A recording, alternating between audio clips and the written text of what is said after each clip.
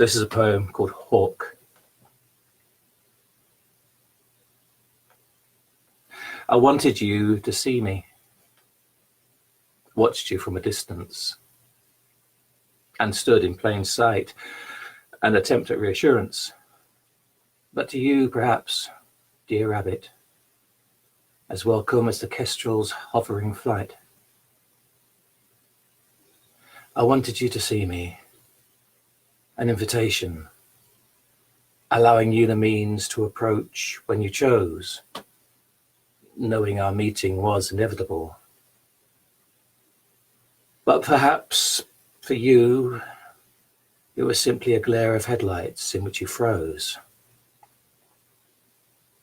So I took a moment to near you, swooping into contact, focused hawk-like upon your shoulder, turning coldly away from me, slamming me flat into the hood of the oncoming truck. I cannot let you see me now, thrown bloody on the roadside, feathers bent and broken, one wing torn from me. The moment was mischosen.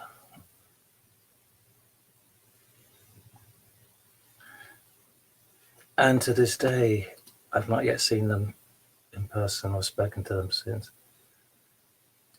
I think they're happy now in a life without me. The second poem is a portrait and a tribute to a very dear friend who I believe is watching now.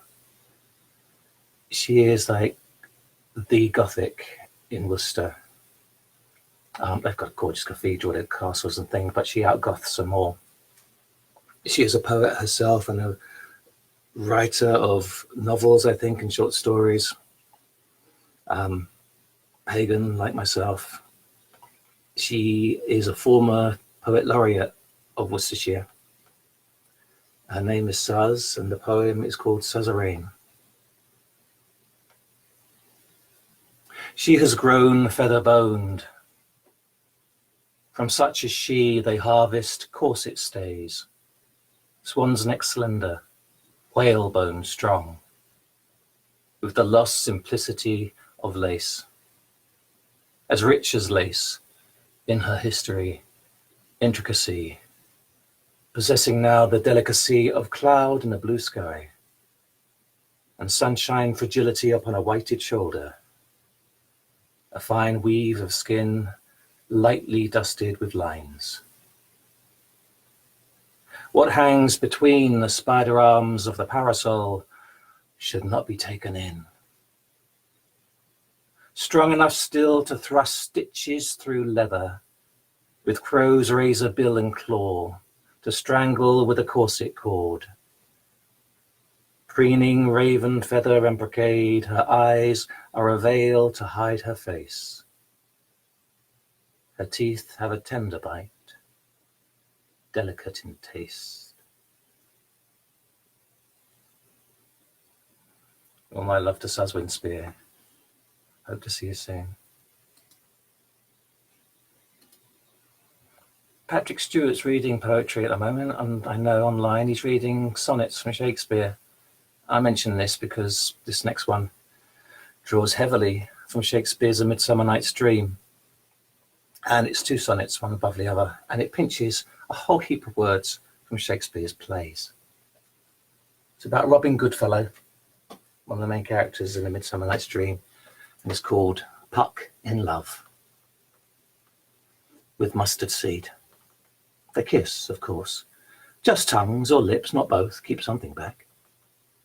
She sponges dewdrops on his nose and leads him, spirit, up and down a flaunty dance, a ringlet from the brush and briar of her hair. He hangs a pearl within her cowslip ear, and lurking in the bowl cries raucous words and jelly winks, adorning her with curds. Morning finds them crept into acorn cups, on the ground sleeping sound and holding hips. They take the night as blanket, play Athenians in the wood and scratchy scratchy on the green. Oh, they fall till once again Aurora comes. Cobweb blows a raspberry and shows her bum.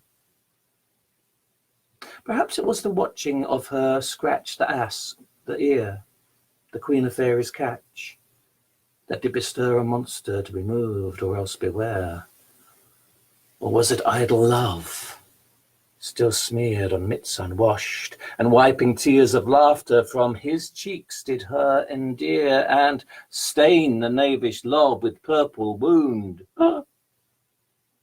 For tired heart or fired tongue he swooned.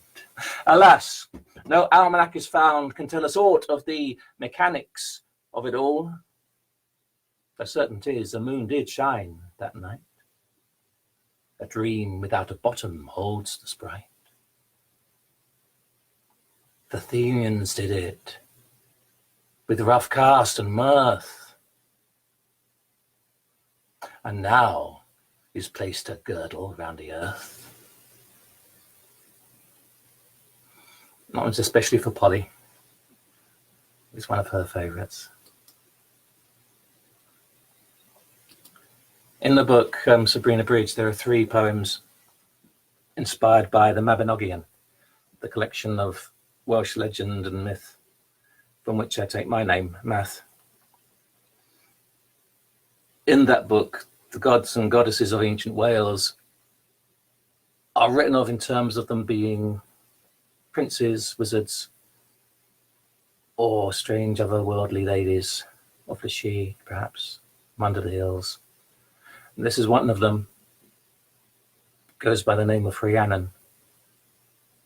Amongst other things, she's thought to be a horse goddess, a goddess of the earth, a goddess of sovereignty.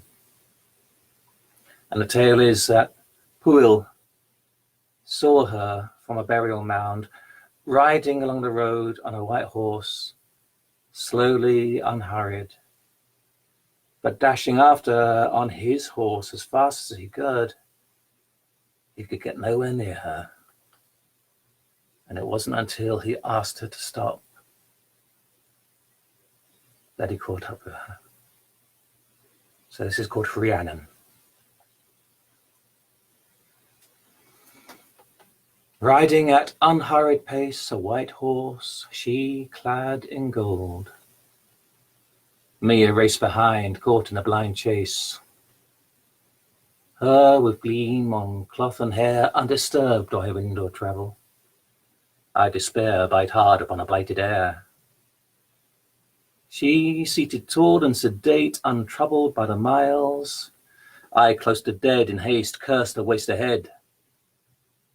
She at ease through summer grove and heather-banked moors lightly stepped. I move screaming limbs and dreaming love. Steady on the mountainside and quiet as the valley, her sigh, ride I an avalanche, staunch pride. And gentle as the last wave over sand, she, light to spray, my craving her or else my early grave. Horse and rider lose their way, she alone disappearing like the day. Lady, cried at last, please stay. On the far road she disappeared in mist, turns into a voice severe, fiercely present. She is here. Hail to you, Rhiannon. Never underestimate the power of asking. And my final one for today. I wrote this when I had the tune of a folk song lodged in my head, and that sort of carried the scansion of it, so that whenever I read it now, unless I sing it, it feels a bit disjarred, so I feel like I need to sing it. So apologies for that. It's a poem, a song called The Magic Pig.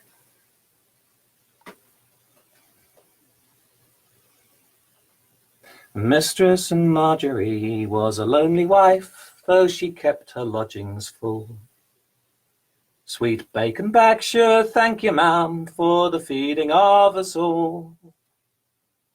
The Inca man and the candle man, the cog man and the fool. Sweet bacon back.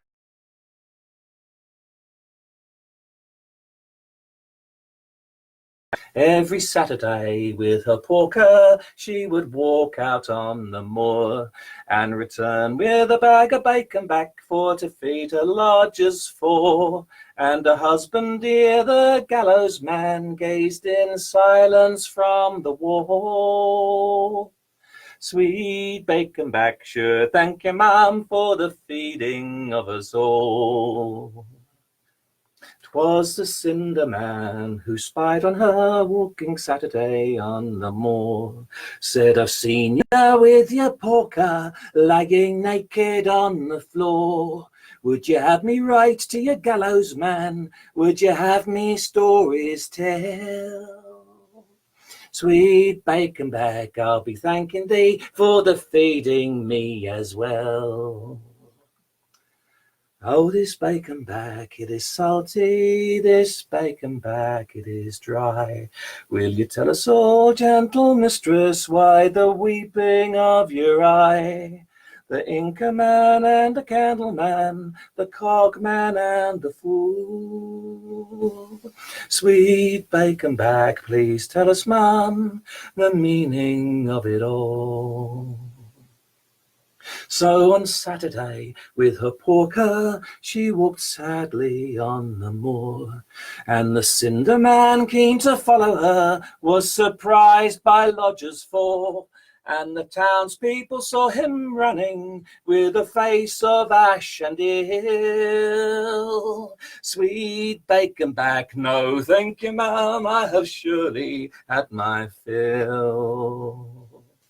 Mistress Marjorie was a thankful wife when she walked next on the moor, and a porker ran beside her, smiling up at her from the floor, and she thanked her kindly husband for the piglet prodigal. Sweet bacon back, we'll be thanking thee for the feeding of us all. For the feeding of us all.